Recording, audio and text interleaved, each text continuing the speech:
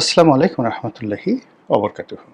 সম্মানিত দর্শক, 2025 সনের সেপ্টেম্বর মাসে সারা বাংলাদেশে কি ঘটে চলেছে এবং গত কয়েকদিনে টেকনাফ থেকে তেঁতুলিয়া পর্যন্ত শহরে বন্দরে গ্রামে স্কুল কলেজ মাদ্রাসায় শিক্ষা প্রতিষ্ঠান ব্যাংক বিমায় আসলে কি ঘটে চলেছে। আমরা এই ঢাকা শহরে যারা বসবাস করি, ঢাকাতে আমরা কিসের গন্ধ পাচ্ছি? কি সেই গন্ধ? চারিদিকে যেসব আওয়াজ আসছে, যে সকল কথাবার্তা হচ্ছে এবং পুরো আগস্ট জুড়ে যা কিছু ঘটেছে তার প্রতিক্রিয়া সেপ্টেম্বর মাস এসে কেমন যেন একটা এলোমেলো অবস্থা, সবার মধ্যে অশান্তি, সবার মধ্যে আতঙ্ক এবং যে সকল ঘটনা নজিরবিহীন ঘটনা ঘটছে, একটির সঙ্গে অন্যটির তাল মেলানো যাচ্ছে না। যেমন ধরুন, মুক্তিযোদ্ধা ফজলুর রহমান ওনার বাসার সামনে কিছু তরুণ এবং তরুণী, অল্প কয়েকজন, 7 থেকে 8 জন, তারা একটা মব করার চেষ্টা করলেন এবং সেই মবের পূর্ণ সমর্থন জানানো হলো সকল পক্ষ থেকে, এমনকি বিএনপি থেকে। এবং মবের ভয়ে বিএনপি তাদের একজন সিনিয়র নেতা, বিএনপির দুঃসময়ের কাণ্ডারি, যখন বিএনপির পক্ষে কথা বলার লোক ছিল না, জিয়াউর রহমানকে নিয়ে, তারেক জিয়াকে নিয়ে, বাংলাদেশি জাতীয়তাবাদকে নিয়ে, শেখ হাসিনার দিকে তাকিয়ে আঙ্গুল উঁচিয়ে যখন বিএনপির পক্ষে কথা বলার একজন সিঙ্গেল লোক ছিল না, তখন যে মানুষটি আঙ্গুল তুলেছিলেন, শেখ হাসিনাকে চ্যালেঞ্জ জানিয়েছিলেন, সেই মানুষটির নাম ফজলুর রহমান। তিনি বিএনপিতে কবে যোগদান করেছেন আমি বলতে পারবো না, তবে নিঃসন্দেহে এটা অনেক দিন হয়ে গেল। এবং বিএনপির যে সুখর সময়, যে সময়টিতে একেবারে বিএনপির খুব তেলে ঝোলে অবস্থা, সেই সময়টিতে ফজলুর রহমান বিএনপিতে ছিলেন না, অর্থাৎ বিএনপির যে সুযোগ এবং সুবিধা ওটা তিনি কখনো পাননি। বরং বিএনপি যখন অচল অবস্থা, বিএনপি যখন খারাপ সময়, পুরো সময়টি তিনি সর্বোচ্চ মেধা, যোগ্যতা, শক্তি, সামর্থ্য দিয়ে তিনি দলটিকে সাপোর্ট করেছেন, আর সেই দলটি তাকে মবকারীদের হাতে তুলে দিয়েছে। এখন এখানে দুটো বিষয়। প্রথমত মবকারীদের ক্ষমতা, 6 থেকে 7 জন তরুণ তরুণী, তাদের ক্ষমতা, অথবা বিএনপির দুর্বলতা, এগুলো একটা। অথবা বিএনপির নিকট জনাব ফজলুর রহমান বা ফজলুর রহমানের মতো যারা লোকজন বিএনপির দুঃসময় ছিলেন, বিএনপি আসলে তাদের সুসময়ে এই লোকগুলোর কর্মকাণ্ড স্মরণ করতে চাচ্ছে না। এটা হয়, সবসময় হয়, প্রকৃতিতে হয়। কিভাবে হয়? ধরুন, আপনি একটা সময় খুব দুরবস্থার মধ্যে পড়েছেন এবং আপনার অনেক লোক আপনার সহযোগিতা করেছে, আর রাতারাতি আপনি মন্ত্রী হয়ে গেলেন, এমপি হয়ে গেলেন। আপনার আতঙ্ক যে এই লোকগুলো যদি বলে দেয় যে এই বিপদের দিনে তিনি তাকে সহযোগিতা করেছেন, সাহায্য করেছেন, তো কাজেই বিপদ থেকে উদ্ধার পাওয়ার পর, ভালো একটা সুযোগ পাওয়ার পর সেই মানুষটি হিজরত করে দূরে কোথাও চলে যায়, অথবা তার যে উপকারী রয়েছে তাদের থেকে সে নিজেকে গুটিয়ে দূরে রাখে, অথবা উপকারীর মুখ বন্ধ করে দেয় যেন তারা খোঁটা দিতে না পারে। এরকম ঘটনা ঘটতে পারে বিএনপির ক্ষেত্রে।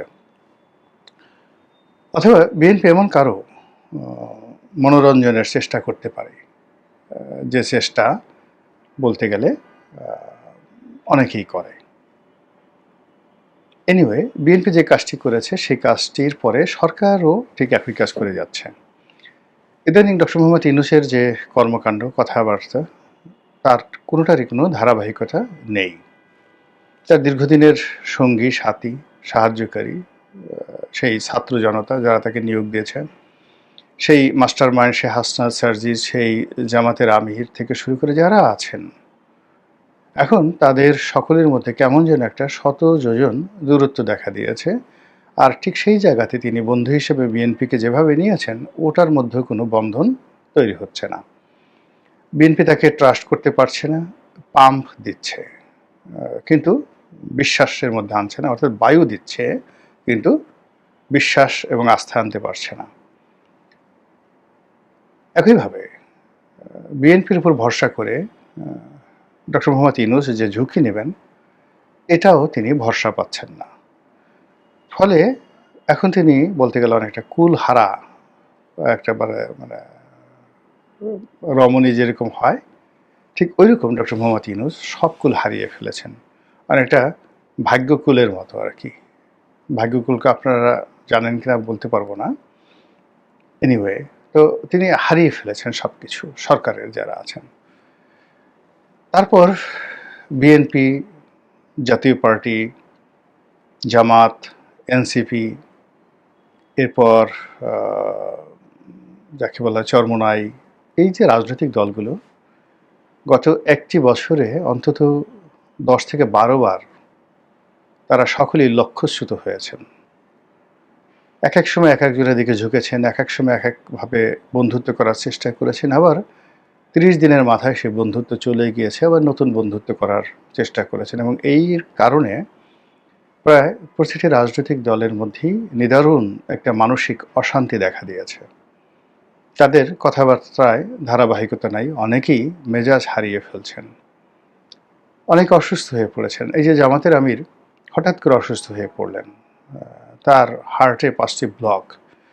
তো যে উৎসাহ নিয়ে, যে উদ্দীপনা নিয়ে তিনি ছুটে বেরিয়েছেন, এখন অসুস্থ হয়ে অপারেশনের পর তিনি ছুটতে পারছেন না, তাকে বাসায় রেস্ট নিতে হচ্ছে। অথচ ডাক্তার বলেছিল যে 1 সপ্তাহের মধ্যে তিনি আবার স্বাভাবিক কাজকর্ম করতে পারবেন, কিন্তু আমরা তাকে দেখতে পাচ্ছি না।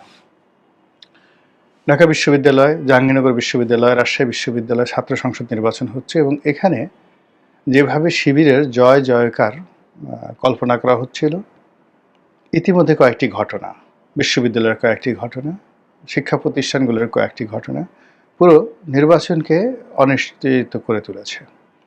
রাজশাহী বিশ্ববিদ্যালয়ে বেদম মারামারি হয়েছে।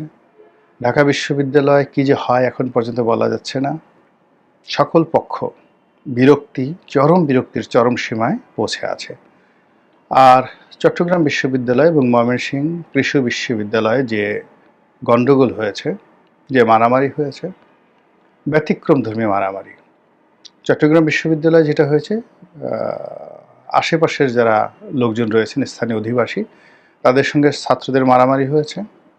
আর কৃষি বিশ্ববিদ্যালয় ছাত্রদের সঙ্গে যে মারামারি হয়েছে, সেখানে শিক্ষকরা অবরুদ্ধ হয়ে পড়েছেন এবং স্থানীয় জনগণ তারা এসে ছাত্রদের কবল থেকে শিক্ষকদেরকে উদ্ধার করেছেন। এরকম মানে কোনো ঘটনাটির সঙ্গে কোনো ঘটনার যোগাযোগ খুঁজে পাবেন না। বুয়েটের ছাত্রছাত্রীরা আন্দোলন করলেন এবং তারা সারা বাংলাদেশের যে সকল প্রকৌশল বিশ্ববিদ্যালয় রয়েছে তাদের সবাইকে সেই ঢাকার দিকে ডেকে আনলেন। তারপর সেটি নিয়ে মারামারি হলো, কাটাকাটি হলো, এখন তারা কমপ্লিট শাটডাউনে চলে গেছেন। এই হলো শিক্ষা প্রতিষ্ঠানের অবস্থা। Awami League all on a sudden খুব ঘন ঘন মিছিল করছেন এবং প্রতিদিনই 2, 4, 10টি মিছিলের ছবি চলে আসছে। কখনো নারায়ণগঞ্জ, কখনো তেজগাঁ, কখনো যাত্রাবাড়ি, কখনো সায়দাবাদ, কখনো ধানমন্ডি। খুব ছোট ছোট, কিন্তু এর পরিমাণ অনেক বেশি, যা কিনা প্রতিপক্ষকে ভীষণ রকম আতঙ্কগ্রস্ত করে তুলছে। আর শেখ হাসিনা খুব ডিপ্লোম্যাটিক ভাষায় কথা বলা শুরু করেছেন, সবাইকে ধৈর্য ধারণ করতে বলছেন এবং যাকে বলা হয় আবার ফিরে আসার অঙ্গীকার ব্যক্ত করেছেন এবং সবাইকে ক্ষমা করে দেওয়ার কথা বলছেন। এটা খুবই সন্দেহজনক, ভয়ঙ্কর। এর কারণ হলো, সে যখন তার স্বাভাবিক আচরণ করবে, ফুস করবে, ফাঁস করবে, রাগা হবে, একে মারবো, ওকে ধরবো, ওকে এই করবো, এইগুলো খুব স্বাভাবিক আচরণ। কিন্তু সে যখন খুব শান্ত হয়ে যাবে, ধীর হয়ে যাবে, স্থির হয়ে যাবে, তখন ধরে নিতে হবে যে he has been advised by someone with a good assurance. পেছন থেকে ভালো কেউ তাকে আশ্বাস দিয়েছে এবং তিনি সেটা বিশ্বাস করেছেন এবং সেই অনুযায়ী তিনি তার স্বাভাবিক চরিত্র, ভাষা সব কিছু বদল করেছেন। এইগুলো রাজনৈতিক অবস্থা। এবার আসেন প্রশাসন। পুলিশ ঘন ঘন বৈঠক করছে, ঊর্ধ্বতন কর্তৃপক্ষ কী নিয়ে বৈঠক করছেন, কি হচ্ছে সেখানে আমরা কিছুই জানি না। বলা হচ্ছে ঢাকাতে সর্বোচ্চ সতর্ক অবস্থায় রয়েছে পুলিশ। এখন পুলিশের যে চেইন অফ কমান্ড, সেই চেইন অফ কমান্ডে তারা সর্বোচ্চ সতর্কতায় থাকলে কি হবে, আর এখন যেভাবে আছেন সেভাবে থাকলে কি হবে? এটা একটা মিলিয়ন ডলার প্রশ্ন। তারা কি সর্বোচ্চ সতর্কতায় আছেন নিজেদেরকে রক্ষা করার জন্য, নাকি জনগণের জানমাল রক্ষা করার জন্য? আওয়ামী লীগকে মোকাবেলা করার জন্য, বা আওয়ামী লীগের যে কোনো সময় উত্থান হতে পারে সেটার মোকাবেলার জন্য, নাকি এখন যে সকল পক্ষ রয়েছে, যেভাবে নুরু, তারপর জাতীয় পার্টি মারামারি করলো, একইভাবে অন্য রাজনৈতিক দলগুলোর মধ্যেও যদি অনিবার্য করে মারামারি হয়, সেক্ষেত্রে পুলিশের ভূমিকা কী, সেনাবাহিনীর ভূমিকা কী? আর এখানে মাঠের যে প্রশাসন, সেই প্রশাসনে সেনাবাহিনী ম্যাজিস্ট্রেসি পাওয়ার নিয়ে আছে। যতক্ষণ পর্যন্ত কোনো একটি অঞ্চলে সেনাবাহিনী থাকে, ইচ্ছাই হোক অনিচ্ছাই হোক, সে এলাকার সকল প্রশাসন আসলে সেনাবাহিনীর কথায় চলে। এখন ধরুন জেলাতে ডিসি আছেন, এসপি আছেন, উপজেলাতে ওসি সাহেব আছেন, টিওনো সাহেব আছেন, কিন্তু ওই এলাকাতে ধরুন একজন মেজর আছেন, জেলাতে একজন লেফটেন্যান্ট কর্নেলের দায়িত্বে যে সকল অফিসাররা আছেন, ইচ্ছাই হোক অনিচ্ছা হোক মানুষের নজর কিন্তু সেই সেনাবাহিনীর দিকে, এবং এটাই বাস্তবতা। গত একটি বছরে সেনাবাহিনী কার্যত কোনো অ্যাকশনে যায়নি।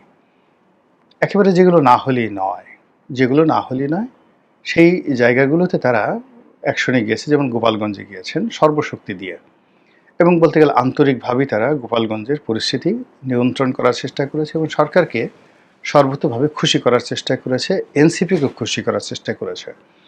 গোপালগঞ্জে তারা যে সক্রিয়তা দেখিয়েছে, যে প্রফেশনালিজম দেখিয়েছে, আমি ইতিবাচক অর্থেই বলছি, এটা বাংলাদেশের সেনাবাহিনীর ইতিহাসে এইরকম কোনো ঘটনা ঘটেনি। ডাইরেক্ট গুলি করে অসংখ্য মানুষ মারা, তারপর অনেক দিন 4-5 দিন কারফিউ দিয়ে পুরো এলাকাতে একটা ভীতিকর অবস্থা তৈরি করা, এরকম ঘটনা আসলে আমি এই বাংলাদেশে যেই কয়বারই সামরিক শাসন হয়েছে, আমার যতটুকু মনে আছে, আমি কখনো এরকম ঘটনা দেখিনি। অতীতে বিভিন্ন সময় যত অভিযোগ ছিল পুলিশের বিরুদ্ধে, এই গেল পুলিশের অবস্থা, সেনাবাহিনীর অবস্থা। তারপর ধরুন এখন সেনা প্রধান, তার চাকরির মেয়াদ বোধহয় সম্ভবত ডিসেম্বর পর্যন্ত আছে, এরকম একটা কথাবার্তা আমরা শুনতে পাচ্ছি। সেনাবাহিনীতে অনেকগুলো নিয়োগ হলো, নিয়োগ মানে কি, পদোন্নতি হলো, বদলি হলো, এবং খুবই সেন্সিটিভ। বিশেষ করে সাভারের যে জিওসি যিনি হলেন, এটি খুবই একটা সেন্সিটিভ 9 ডিভিশনের জিওসি। তারপরে কুমিল্লার যিনি জিওসি হন ঢাকার পাশে, অত্যন্ত গুরুত্বপূর্ণ। তারপর হলো গাজীপুর। এখন কুমিল্লা এবং ঢাকার যে সাভার ক্যান্টনমেন্টের যে জিওসি, এই পদে পরিবর্তন এসেছে। অনেকগুলো পদে, গুরুত্বপূর্ণ পদে প্রমোশন হয়েছে, ব্রিগেডিয়ার থেকে মেজর জেনারেল। আমাদের দেশে পেপার পত্রিকা আসেনি, কিন্তু দেশের বাইরের পেপার পত্রিকা যেটা এসেছে খুবই গুরুত্বপূর্ণ। এর মধ্যে বিদেশি একটা খবর, সেটা হলো মার্কিন সিক্রেট সার্ভিস। মার্কিন সিক্রেট সার্ভিস, সেটা কি এফবিআই না সিআইএ এটা বলতে পারবো না। মার্কিন সিক্রেট সার্ভিসের এক কর্মকর্তা ঢাকার কোন হোটেলে কি হয়েছেন, এরকম একটা খবর ভারতীয় পত্রপত্রিকায় এসেছে। আমি বলতে পারবো না, এর বাইরে আর বাংলাদেশ করা সম্ভব নয়। এটা নিয়ে হয়তো কোনো যাকে বলা হয় পর্দার আড়ালে কিছু একটা হচ্ছে। নচেৎ মার্কিন রাষ্ট্রদূত খুব অস্বাভাবিক তৎপরতা দেখাচ্ছেন। এরপর চীন সফর থেকে এসে সেনাপতি, প্রধান সেনাপতি, তিনি রাষ্ট্রপতি, তারপর প্রধান উপদেষ্টা, এরপর প্রধান বিচারপতির সঙ্গে দেখা করেছেন। এর মধ্যে প্রধান বিচারপতির সঙ্গে তার বৈঠকটি ভীষণ রকম, যাকে বলা হয় দৃষ্টান্তহীন, নজিরবিহীন। অতীতে এরকম নজির দেখা যায়নি। এবং এই ঘটনার পর সারা বাংলাদেশে খবর ছড়িয়ে পড়ে বা গুজব ছড়িয়ে পড়ে যে জরুরি অবস্থা অনিবার্য, জরুরি অবস্থা আসছে, সেনা শাসন আসছে ইত্যাদি। এবং পরবর্তীতে দেখা গেল যে উনি যে প্রধান উপদেষ্টার সঙ্গে দেখা করেছে, এবং সেখানেও এই বাইরে যে গুজব হচ্ছে, সেই গুজবের ব্যাপারে প্রধান উপদেষ্টা যেন চিন্তিত না হন, ভুল না বুঝেন, বা তার কর্মশক্তি হারিয়ে না ফেলেন। এজন্য সেনাপ্রধান তাকে সান্ত্বনা বাণী শুনিয়েছেন, আশ্বাস দিয়েছেন, অ্যাসুরেন্স অ্যান্ড সিম্প্যাথি, দুটোই দেখিয়েছেন। এখন এখানে যে রাষ্ট্রীয় প্রোটোকল, সেই রাষ্ট্রীয় প্রোটোকলে সেনাপ্রধানের এই ধরনের আশ্বাস দেওয়ার কোনো প্রয়োজন নেই। বরং প্রধান উপদেষ্টা বলতে পারেন, স্নেহের বশে বলতে পারেন যে, আপনার ব্যাপারে আমরা খুশি, we are happy, nothing to B worried, carry on. কিন্তু এখানে বিষয়টা উল্টো হয়ে গেছে। আমার মানে খুব একটা ব্যক্তিগত ঘটনা মনে পড়ল। আমার জ্যেষ্ঠ সন্তানটি ছোটকাল থেকে সাহসী, দুর্ধর্ষ, ডেসপারেট। তো ও যখন ওর বয়স ৩ বছর, তখন আব্বা মাঝে মধ্যে আমাদের বাসায় এসে থাকতেন এবং তখন খুব ঘন ঘন কারেন্ট যেত। তো আমি এই ঘটনাটা বলছি 96 সনের বা 97 সনের সময়। তো আমরা একদিন বাইরে বেরোলাম, আমি আমার স্ত্রী, বাসায় ছোট ছেলেটা থাকবে, আব্বা আছেন। তো আব্বাকে যাওয়ার সময় বলে গেলাম যে, আব্বা কারেন্ট চলে যেতে পারে যে কোনো সময়, ও তো ড্রয়িং রুমে খেলছে, কারেন্ট চলে গেলে আপনি চার্জার বাতি জ্বালিয়ে তারপরে রিয়াদ, আমার ছেলে রিয়াদের সাথে, ওখানে আপনি রিয়াদের সাথে কথা বলবেন, ও যেন ভয় না পায়। যাই হোক, আব্বার হয়তো এটা মনে নেই। এখন কারেন্ট চলে গেছে, অন্ধকার। এরপরে আব্বা বসে আছেন আব্বার রুমে। তো ৩-৪ মিনিট পর আমার ছেলে আসছে খেলা বন্ধ করে। সে বলছে, দাদা ভয় পেও না, কোনো অসুবিধা নেই, কারেন্ট গেছে, আমি আসি, ভয় পেও না। তো এখন এটা আমার স্মৃতিতে ভাস্বর। এখন পর্যন্ত আব্বা, আমি যখন আসলাম, আসার পর আব্বা যখন এই কথা বললেন, আমরা দুজনে বাপ বেটা অনেক হাসাহাসি করলাম এই ছেলের কাণ্ড দেখে। এরকম অনেক সময় প্রকৃতিতে, পরিবারে, সমাজে অস্বাভাবিক ঘটনাগুলো ঘটে, যেটা আপনি হাস্যকর মনে করতে পারেন, আবার সেই হাসি তামসার মধ্যেও অনেক দুর্ঘটনা ঘটে। এই যে মাসটি চলতেছে, সেপ্টেম্বর মাস, এটাকে অনেকে ব্ল্যাক সেপ্টেম্বর বলে। এর কারণ হলো ১১ বলতে আমরা যা বুঝাই ২০০৬ সনে যে সেনা শাসন এসেছিল, তার যে ক্ষেত্র, অধিক্ষেত্র তৈরি হয়েছিল এই সেপ্টেম্বর মাসে। সব কিছু এলোমেলো ছিল। আপনাদের যদি মনে থাকে ২০০৬ সনের এই সময়টিতে, সেপ্টেম্বর মাসে, আপনি দেখবেন যে ইলেকশন কমিশন, সরকার, বঙ্গভবন, মানে গণভবন, সেক্রেটারিয়েট, সব মিলিয়ে একটা এলোমেলো অবস্থা। ঠিক সেই সময়ের মধ্যেই সেপ্টেম্বরে যা কিছু ঘটলো, অক্টোবরে এসে সেটা ওই যে লগি বৈঠার যে মারামারি হলো এবং আওয়ামী লীগের সেই লাঠি পিটায়, অনেকটা সেই সাপ যেভাবে পিটায় সেভাবে পিটিয়ে বহু সংখ্যক মানুষকে আওয়ামী লীগ মেরে ফেললো এবং তারপরেই ১/১১ চলে আসলো। এই জন্য এই সেপ্টেম্বর মাসটিকে অনেকে ব্ল্যাক সেপ্টেম্বর বলে, আর অক্টোবরকে অনেক সময় মানে কি বলে, সেই লগি বৈঠার মাস বলে। যাই হোক, আমাদের জাতীয় জীবনে অনেক দুর্ভাগ্য, অনেক অশনি সংকেত, অনেক কিছু ঘটেছে। অতীতে আমরা সেই যে ঋণগুলো আমরা মোচন করতে পারিনি, সেই যে পাপের বোঝা সেটা মাথা থেকে নামাতে পারিনি, বরং এক একটি পাপ আল্লাহ রাব্বুল আলামিন তার আপন গুণাবলীতে মোচন করে দিয়েছেন, নতুন একটা সূর্য দিয়েছেন, সম্ভাবনা দিয়েছেন। আর আমরা নাফরমান, অবাধ্য জাতি হিসাবে, অকৃতজ্ঞ মানুষ হিসাবে আল্লাহর দেওয়া সেই নিয়ামতকে আমরা অস্বীকার করেছি এবং সর্বশক্তি দিয়ে আল্লাহর সেই নিয়ামতকে অসম্মান করার যে অদম্য আমাদের উন্মত্ততা, এটা আমরা প্রদর্শন করেছি। আমরা কওমে সালেহের জমানার সেই উষ্ট্রির কাহিনী জানি। আল্লাহ রাব্বুল আলামিন ওই জাতির জন্য একটি উট নিদর্শন রূপে দিয়েছিলেন, কামধেনুর মতো। অর্থাৎ সবসময় এই উট যে দুধ দিত, স্বর্গীয় এই উট, তাতে ওই কওমের সকল অভাব দূর হয়ে যেত। যাই হোক, সেই উটটিকে তারা একটা সময় মেরে ফেলল। এই কারণে আমরা অবাধ্য জাতি, অকৃতজ্ঞ জাতি বলতে কওমে সালেহকে বুঝি।